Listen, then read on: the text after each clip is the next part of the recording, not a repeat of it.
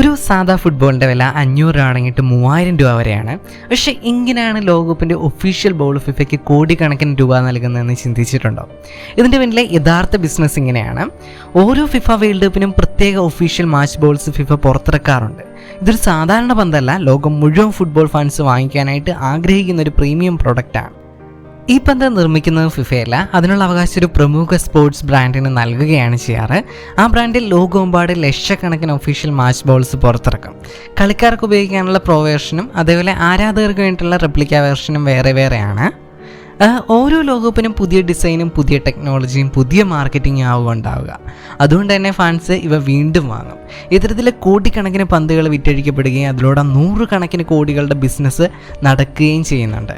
ഇത്തരത്തിൽ ഫിഫ എങ്ങനെയാണ് വേൾഡ് കപ്പിൽ നിന്ന് കോടികൾ ഉണ്ടാക്കുന്നതെന്നടക്കമുള്ള ഇതിൻ്റെ ഡീറ്റെയിൽഡ് വീഡിയോ നമ്മുടെ ചാനലിൽ അപ്ലോഡ് ചെയ്തിട്ടുണ്ട്.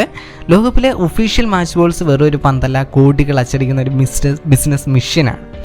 നിങ്ങൾക്ക് ഏറ്റവും കൂടുതൽ ഇഷ്ടപ്പെട്ടിട്ടുള്ള ലോകകപ്പ് ഒഫീഷ്യൽ മാച്ച് ബോൾ ഏതാണെന്ന് താഴെ കമൻറ്റ് ചെയ്യണേ.